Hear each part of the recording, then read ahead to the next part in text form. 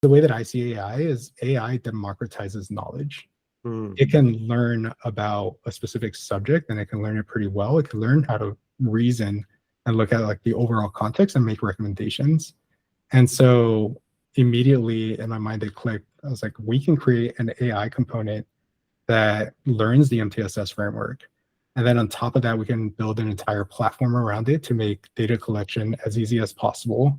And any sort of information about the context of the school or policies that are specific to the school or the district, put it all into one platform, and then allow AI to look at that overall context and make personalized recommendations for student support.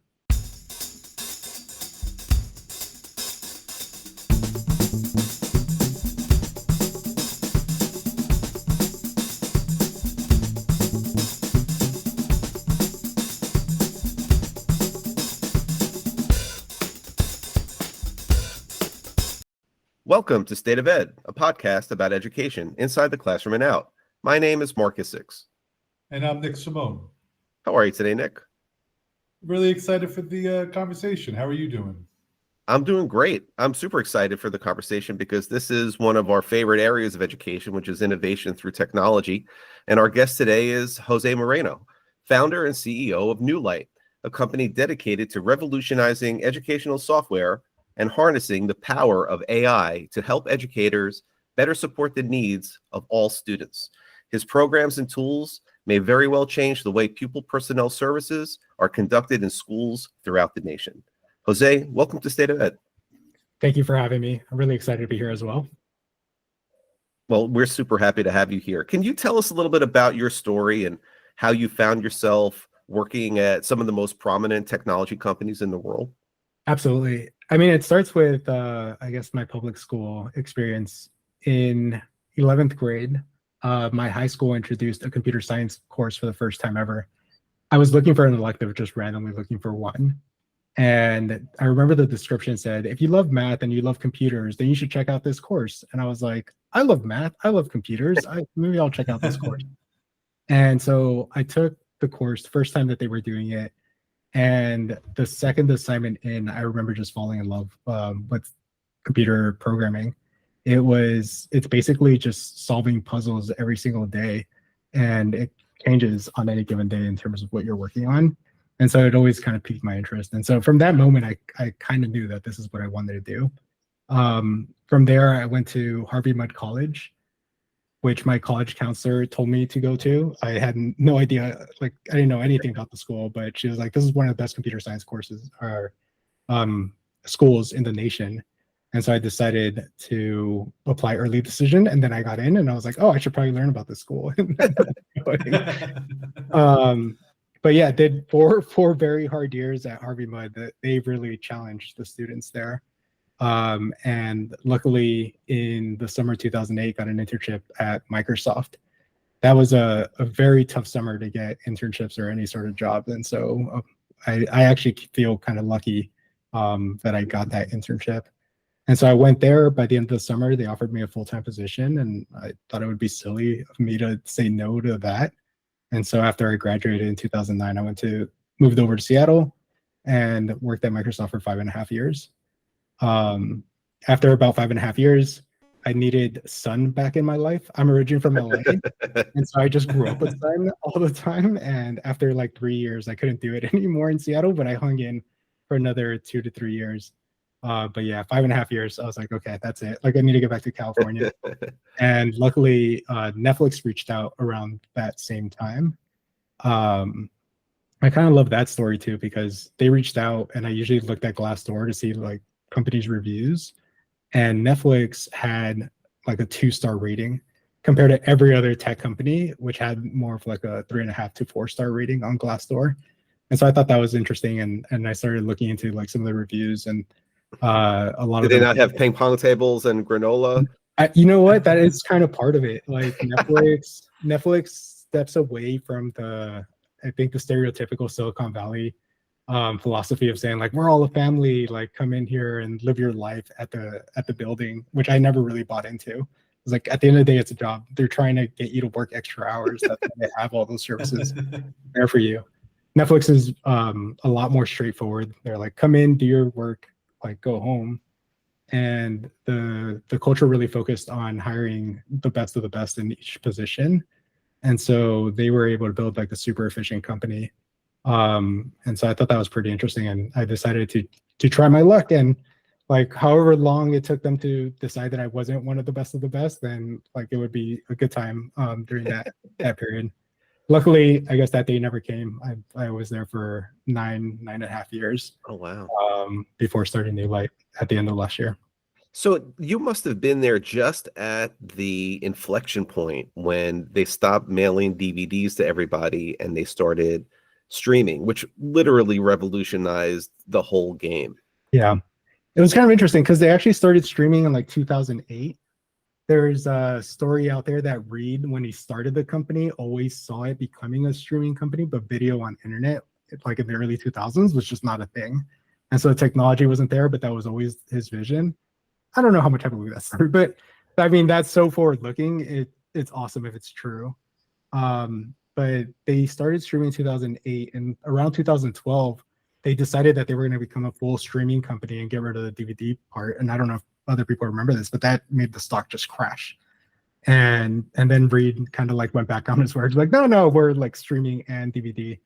But yeah, by like 2019 or so, they finally decided, okay, yeah, it's time to phase out the DVD thing.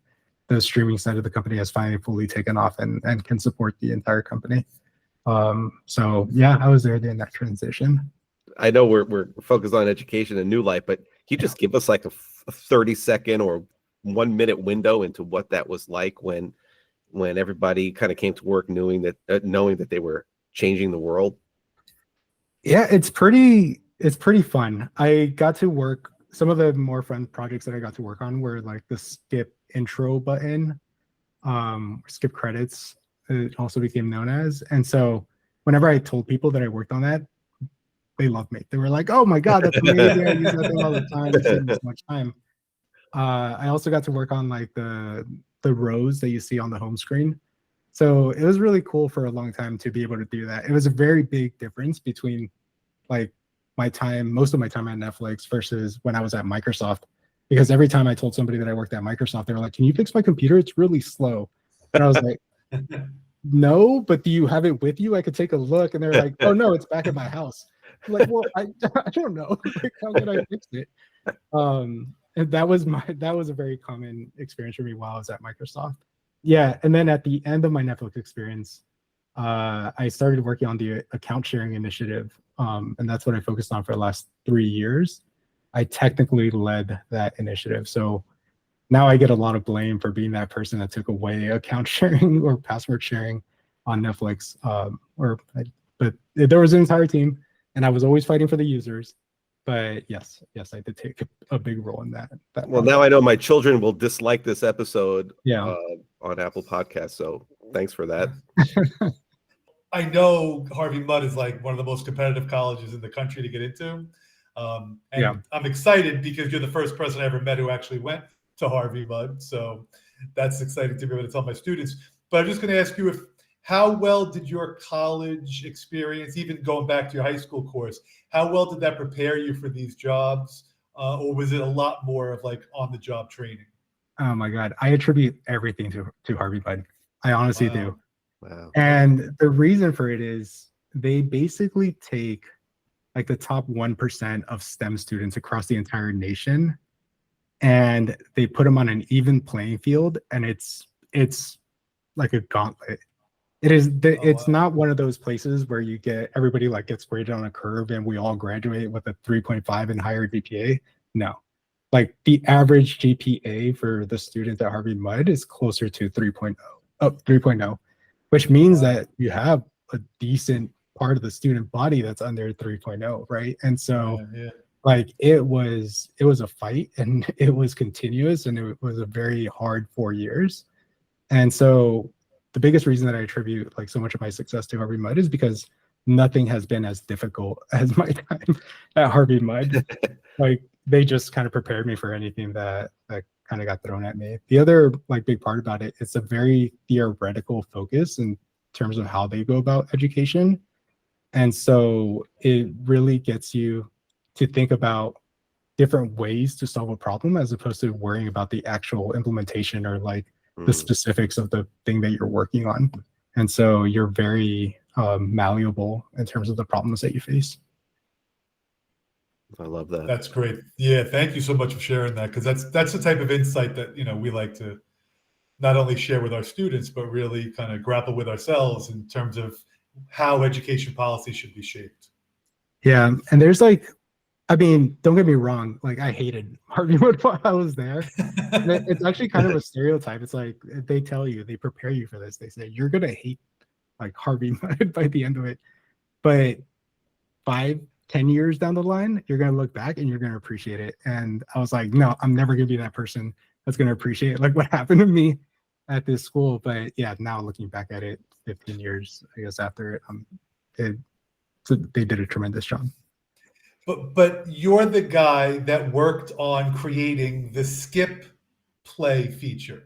I helped. So Harvey helped, right? But what Yeah. I'm saying is that's a specific skill set, and Harvey Mudd is training its students who want to do that. If you don't want to get into that field, well, then don't attend Harvey Mudd.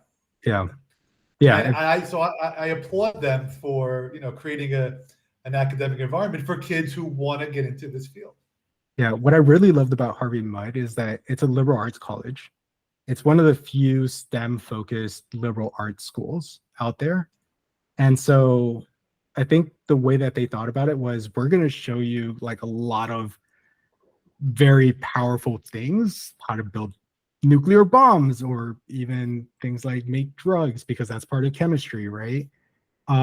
But at the same time, they wanted to focus on how your decisions were going to impact society, and for you to really think through like what your decisions, the type of impact that your decisions can have on the things around you. And I think that that plays a big part of why like Neulight is focused on educational software.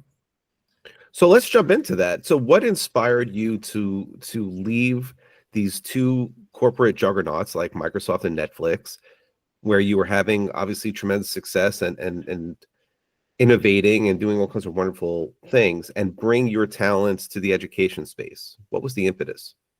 So, I mean, the first thing is we delivered that account sharing initiative, and it was extremely successful. And so at the end of any big project, especially one that lasts multiple years like that, you tend to take a step back and think about like what's next. And so that naturally happened to me.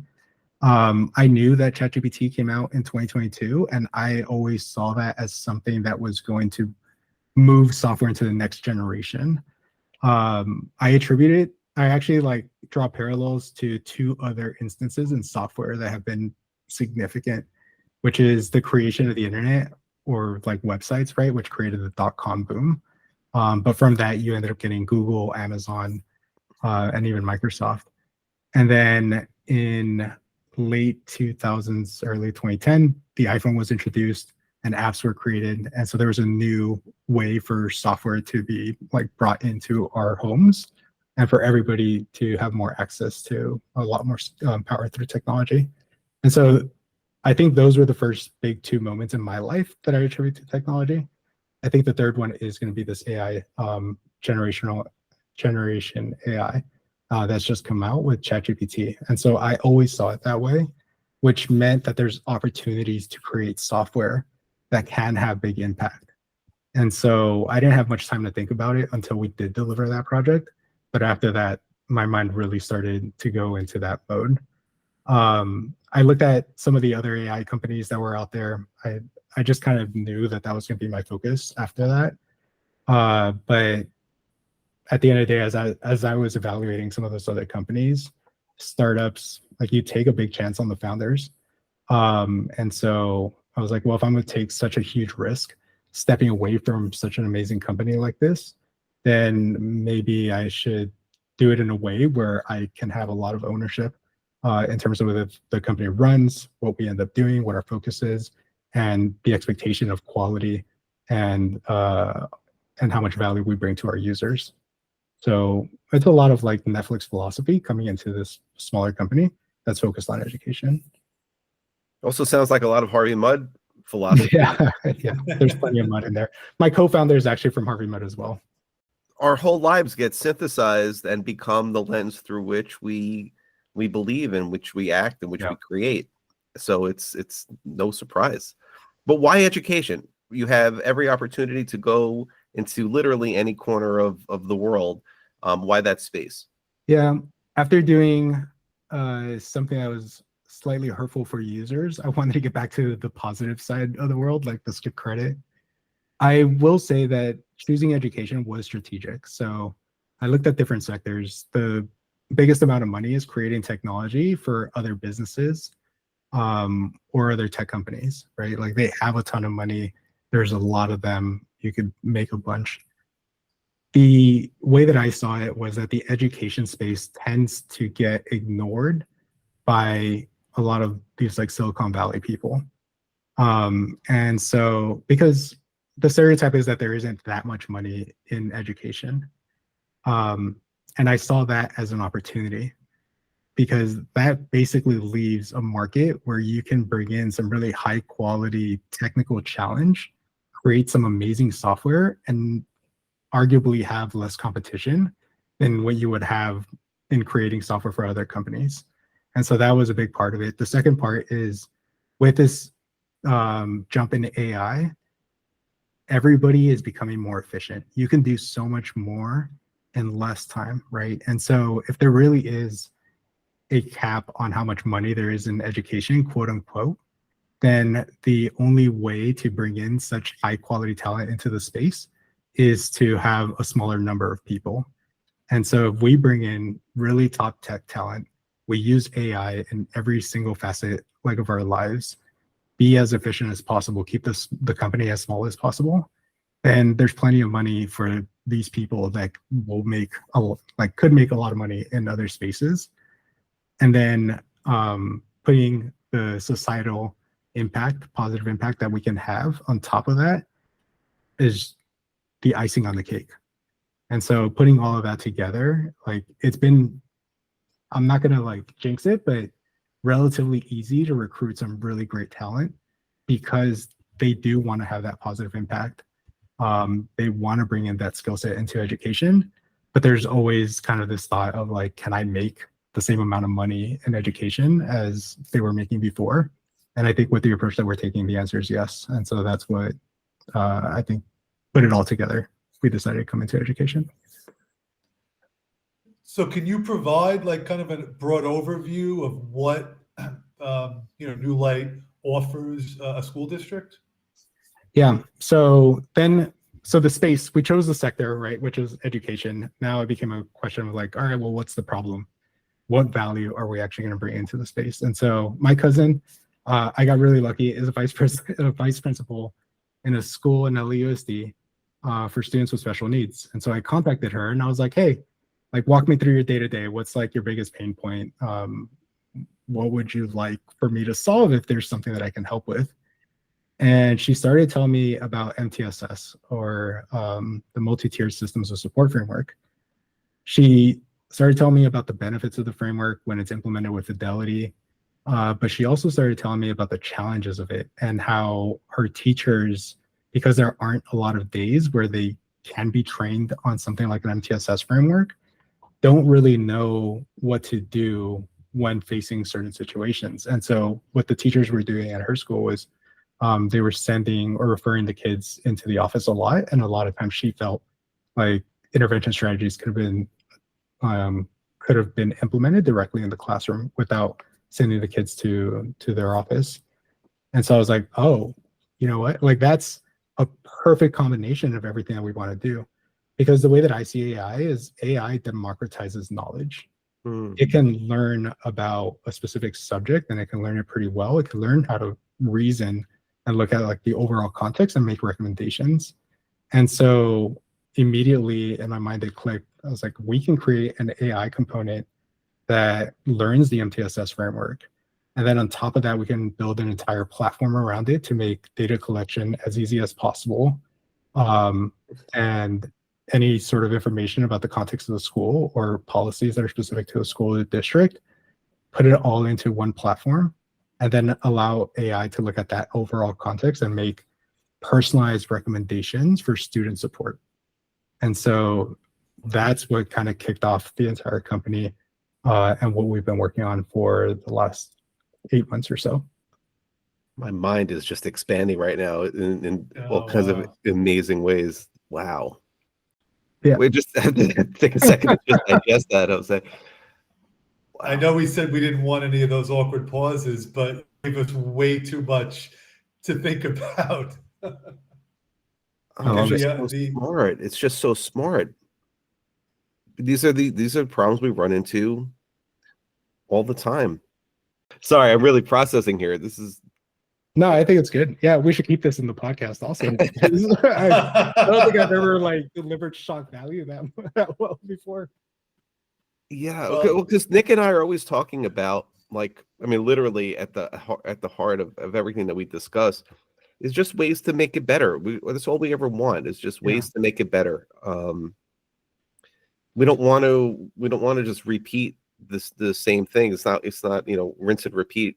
That's not what education is. It's about meeting the moment on behalf of the students who need us now. So we have to do everything we can to push and to innovate and to be creative and to leverage technology. And what's been happening in our this so-called technological revolution in edtech is a lot of, I'm sure you're familiar with, the SAMR model, which is just simply using technology to replace the things that we used to do. So you used to have a chalkboard, then you had an overhead projector, then you had a computer that projected through the overhead projector, and now you have a screen that you can touch. But it's really all the same, just high-tech version of a chalkboard. And people will take notes and handouts and just scan them and then airdrop them, as opposed to really taking the technology and doing something special with it and unique with it. The creator of The Simpsons was on, I forget what talk show, and they were asking him, how do you break a story? How do you know what's a Simpson episode, what isn't?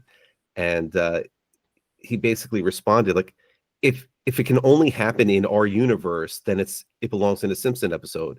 If it can happen in a filmed, space with live actors, then we're not interested, because that's not the world that we have. And I think of utilizing technology in the classroom similarly to that.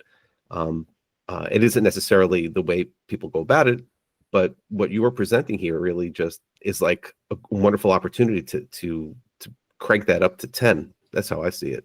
Jose, let me explain to you where my pause came from, okay? Yeah.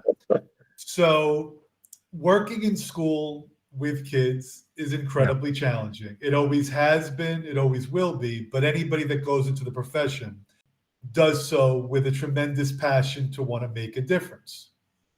The reason why I was, so impressed with what you said is because you did a great job of explaining, there's the internet and then the iPhone and now AI. The internet and the iPhone, you would think, would have made educators' jobs easier. And it actually hasn't. Yeah. It actually, it's a debate, of course, but I think a lot of educators that are in Marc and I's, age bracket, who've seen every change pretty much, a lot of people would argue that it really hasn't made teachers' lives easier, assistant principal lives easier, principals' lives easier. So now I'm listening to you, and in a few minutes, you basically said, well, we want to try to take AI and we want to help you solve some of your problems. To me, the word is efficiency. You're trying to make them more efficient. By doing that, you free up some time so that we could still help kids who need 100%. our assistance. So basically, I think you're going to be famous. I think you're going to. No, really, because that's what schools need. The job is really difficult, whether we have the internet or not. We have to stop having a debate about whether we should ban cell phones. And we start to have to put our time into engaging kids. If you're not aware, this is where Marc is the expert, published on the topic. But there's so many things that are inefficient in the course of a day. And if you say you want to come in and help them with AI, and let's be honest, with your intelligence and your genius and your skill set, right? Yeah. To me, that's a grand slam. So Yeah. that's why I paused. I love it because you hit one of the, I think, taglines that we have on our website, and something that we do repeat over and over. And that's that we want to take some of the load off of the educators so that they can get back to focusing on what's important, and that's the students, right? And so Right. Intellitere, and it's probably a little early to say this, but it's really just our first product. This is our introduction of like what our company is going to be capable to do. You'll see. And the AI component is absolutely a huge component of what we're building with Intellitere, but it's only half of it. The other half is the entire experience, like the data collection, making that as simple as possible, collaboration tools that we would that will allow for student support teams and teachers to be able to communicate without having to schedule a meeting, which only delays the process of figuring out the best intervention strategies, right? Like all of these things should make student support more effective, but also we want to do it in a way that's as easy to use as watching something on Netflix, which is, by the way, one of, and maybe I shouldn't say this because I am still invested in Netflix, but I'll say it. It's one of their secrets, like the ease of use of their software. The fact that when you hit play, it just starts playing the content. It's so important. And we understand that. And we're bringing in those principles and basically saying like this software has to be there for you when you need it. It has to be fast, and it has to be easy to just put in that data so that you can get back to doing what you need to do. If we make your life harder, then we're not doing our jobs right. Yeah, Jose, there's nothing wrong saying that. As somebody that pays for every streaming service there is, I'm not, He's not kidding. He's not kidding. I'm not going to talk about the content. That's obviously an opinion. But Netflix does have the best interface. Yeah. I mean, it just does. So exactly. So I can see how that experience is going to shape you, in your new venture. I tried something new this year, and we're in a 7th through 12 school, and we have teams that work on the 7th and 8th grade level. And what I've found is, students go spend, let's say, all year in English 7. They write all of these essays and paragraphs and do all this work. At the end of the year, they get a final grade, and then they move on to the 8th grade, and the 8th grade teacher has to first get to know the student. Yeah. Their strengths, their weaknesses, and everything else. So it takes time. It could be until Thanksgiving before you really have, a real good feel for the strengths and weaknesses of a student's, let's say, writing, for example. So what I challenge the 7th grade and 8th grade teachers to do collaboratively is essentially 8th grade teachers, what information would you love to have? I gave the analogy of it's baseball season now, playoffs and so on. And they're always looking at these little cards, and the cards have a real quick synopsis of loves to pull, late in the count, goes opposite field, like just little shortcuts. So it just helps you become that much better, that much faster, and not just relying on happenstance to, so you're not just playing defense, you're playing offense as well. And I said, what information would you need to know or want to know about the student coming in on day one so you don't have to wait till Thanksgiving? So essentially, what can you provide as 7th grade teachers to the 8th grade teachers so it's basically Thanksgiving knowledge on the first day of school? So they created that, and we're iterating and we're working through that.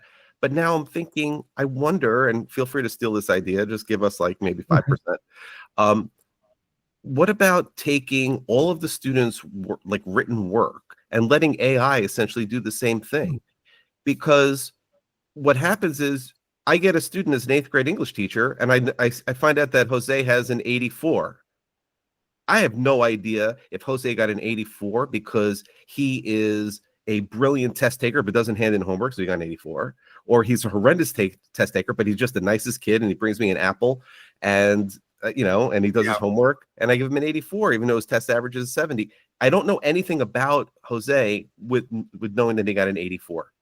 Yeah, because grading is useless in so many ways, but that's another podcast and another conversation. But to be able to utilize AI to let AI know what it is that we're looking for, what our standards are, what our expectations are, and then dump all of the students' work into AI and let it produce meaningful, useful breakdowns of areas of weakness and strength, and really arm the teachers in seconds with what would take them months to acquire.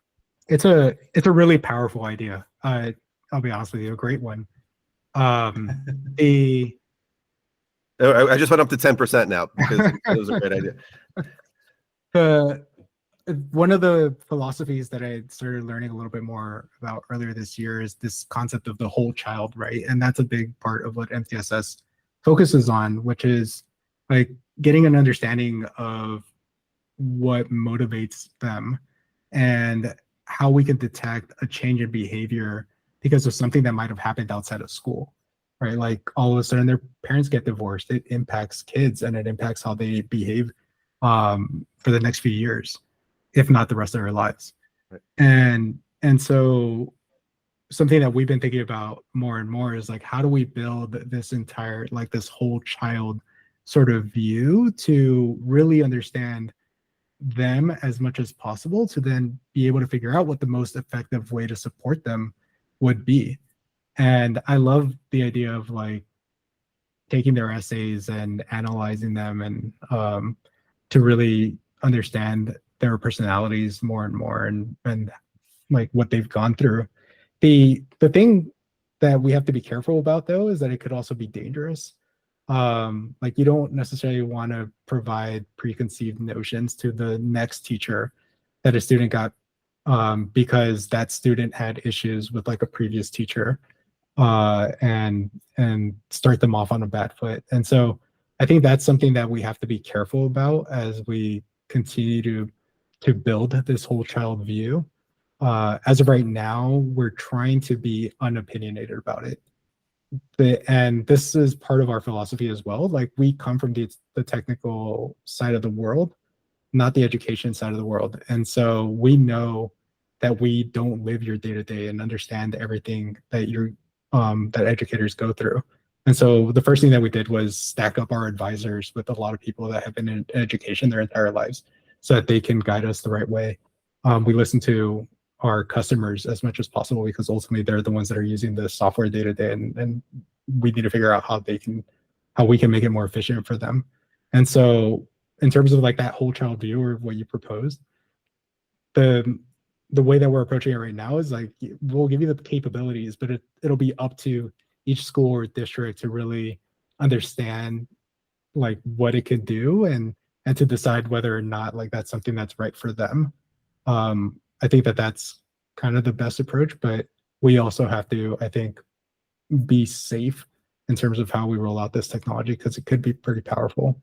Well, I obviously agree with your observation, but you know how you let us in a little Netflix secret?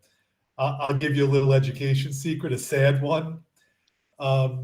When teachers get their rosters on the day one of school, too often they will look through it and start moaning and groaning when they see the names anyway.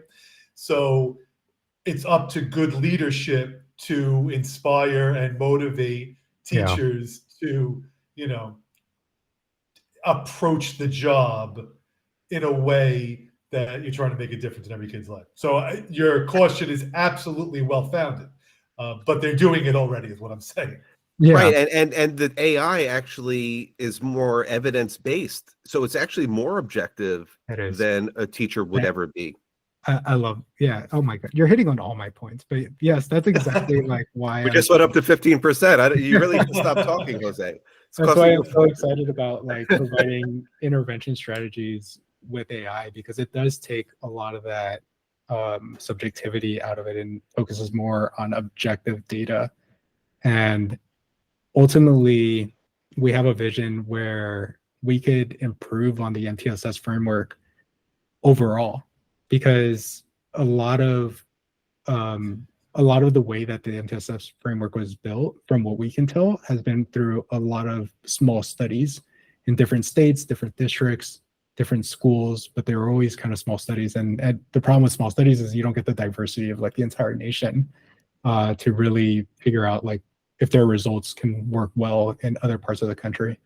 If and when IntelliTier becomes a large-scale system, then what we can do is we can analyze that data anonymously, of course, and taking into account like identity profiles and all those things, but analyze the support that's been provided for different types of students for different situations and figure out what the most effective student support strategies actually are in specific situations. And they might not agree with the way that MTSS framework is written today, but we will have the objective data to basically say like, look, this is the most effective way to do it. And so that's our like 5 to 10 year vision right now. I always dream big, so we'll see. It's the fastest way to get to the next best version of MTSS or any other intervention. 100%. It's honestly like the secret sauce for some of these tech companies. It's them getting a ton of data and then being able to analyze it and taking advantage of that and provide personalized recommendations. Because this is what education's been missing, and Nick can vouch for me on this. This is what education's been missing for so long, is that to make change can take literally a lifetime. And we don't live in that kind of world anymore, and we don't have that kind of time anymore. And arguably we never did, but we can't go back. But now we have tools that can supercharge our ability to iterate faster, which only helps kids. Again, as long as we recognize the power of it and we do it smartly, and like Nick said, with good leadership, which, you know, therein lies a whole other challenge. But it just seems right. It feels right for this moment.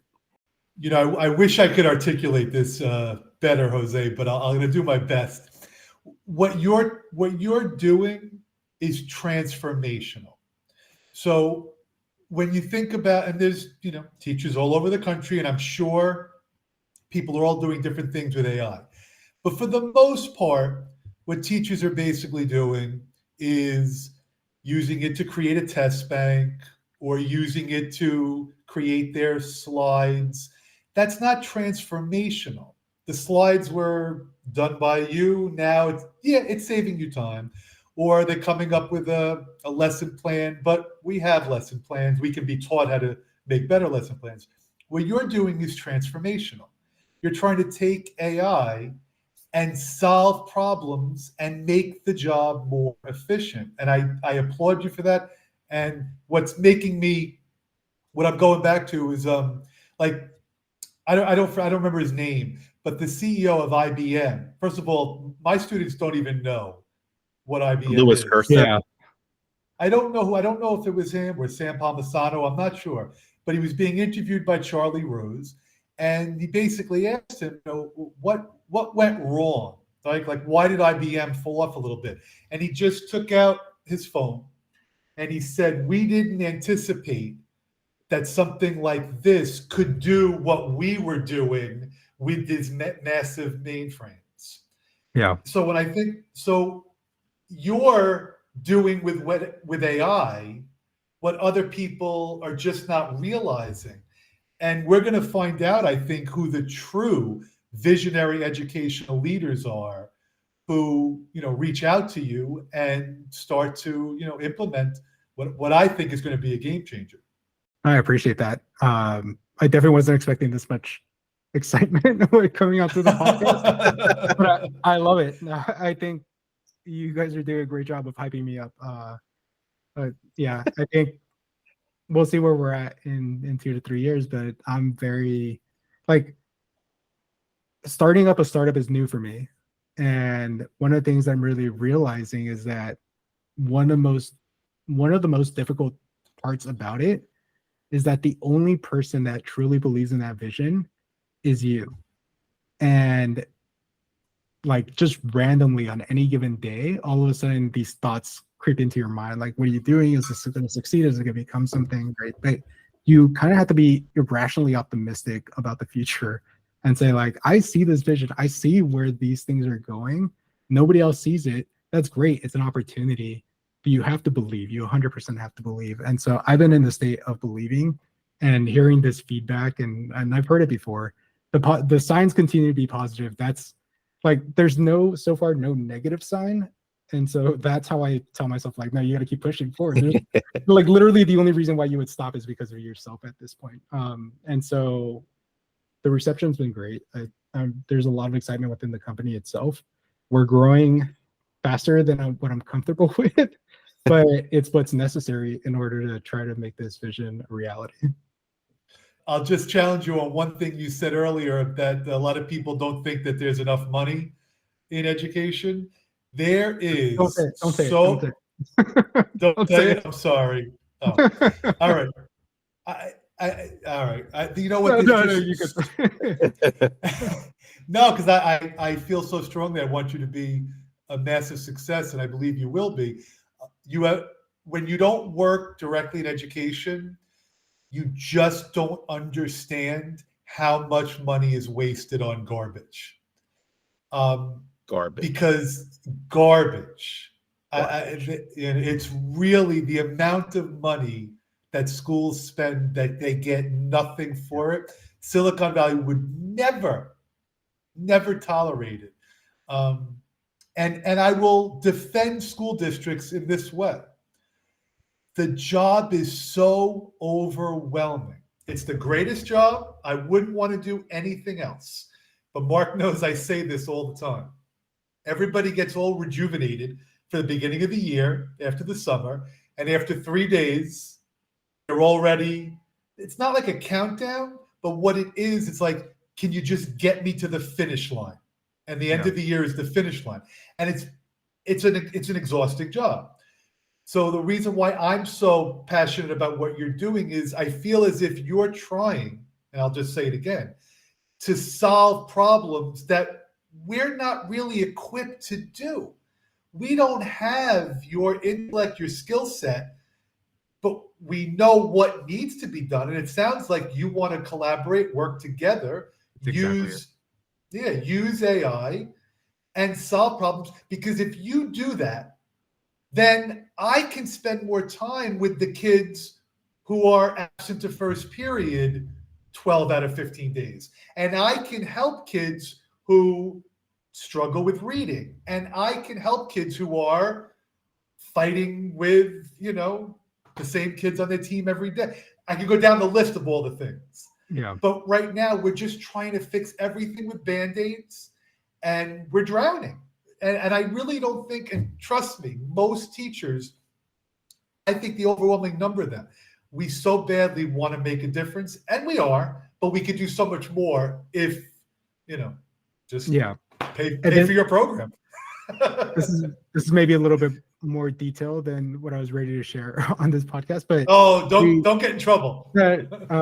We haven't taken any investment money, and one of the biggest reasons is because me and my co-founders, Andrew Lawrence, also Mutter, he has a PhD in machine learning, which is extremely important to make sure we get all of this right. We want to do good as much as we can. Like our focus is not to IPO as soon as possible. I don't want to be a billionaire. I'll honestly say that 100%. And I hope that I stay true to that word, in 5 years. But that's not our focus rate. It's not money, and it's not getting as rich as we can as possible. We're not, even though I do think that this software is pretty powerful, and I've been told that we should be jacking up our prices significantly. We don't want to jack up our prices. We want to do good. We want to provide this in an affordable way so that schools don't have to really choose this or something else.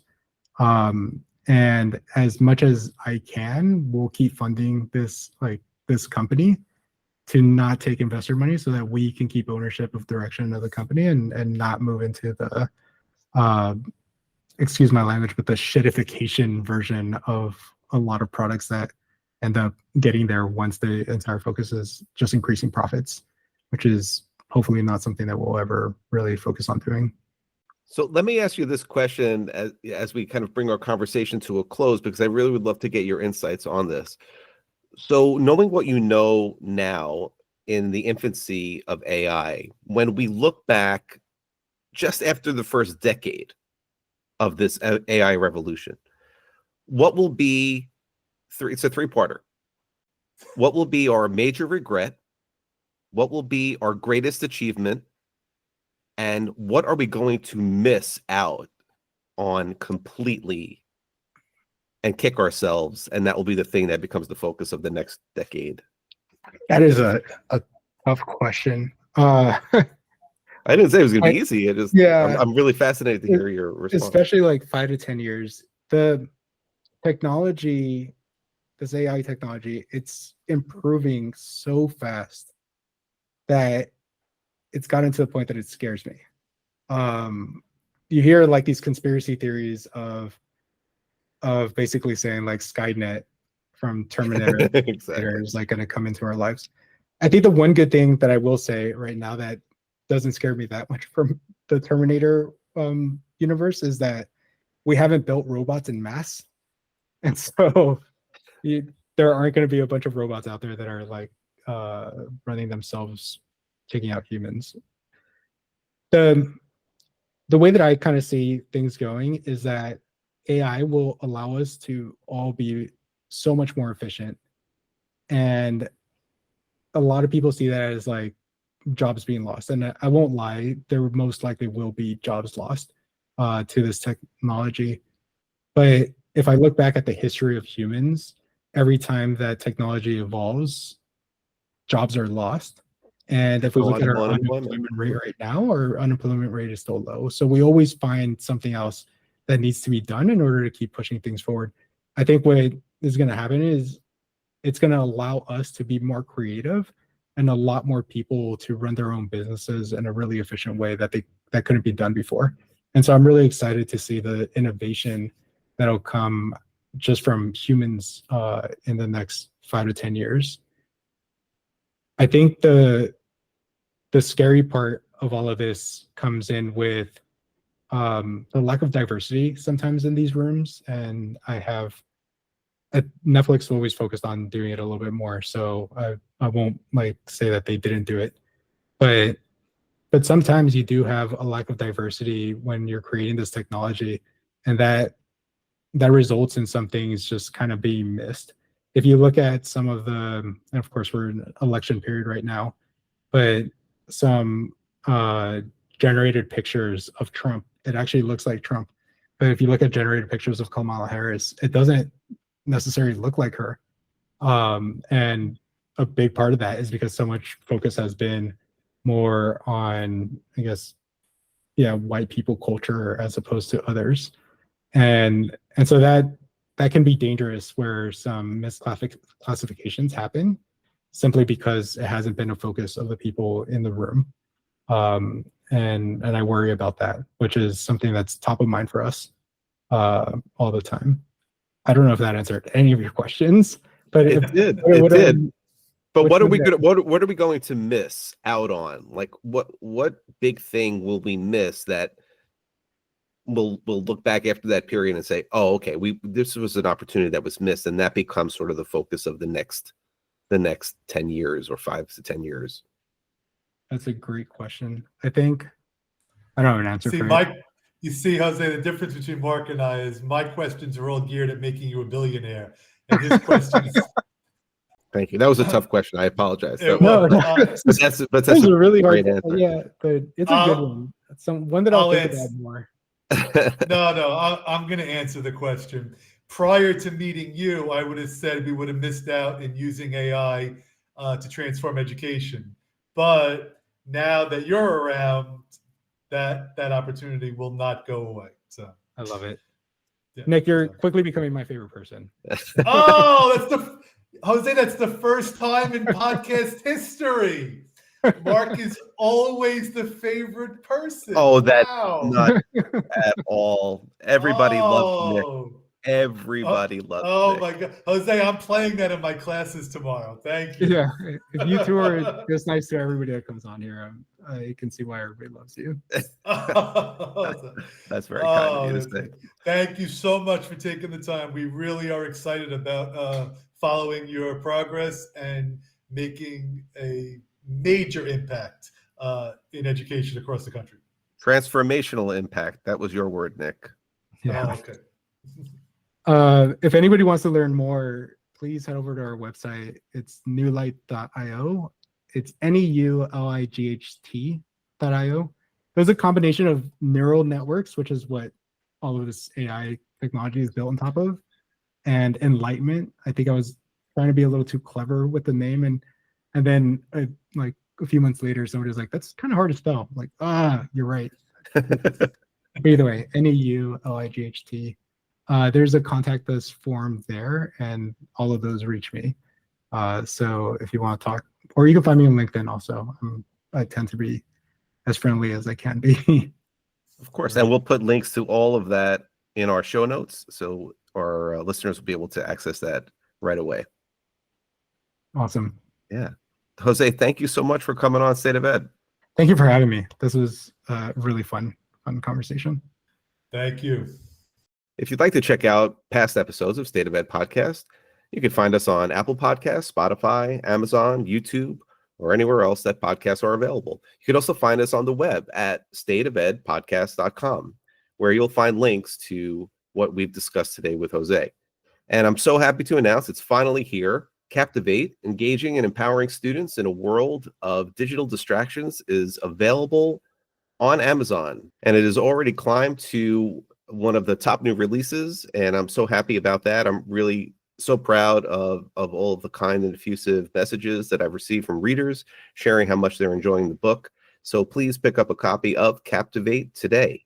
You can also find me on Twitter at Mark Isix, or online, markisix.com, or on YouTube at EduPyro, EDUPYRO. Thanks so much for joining us.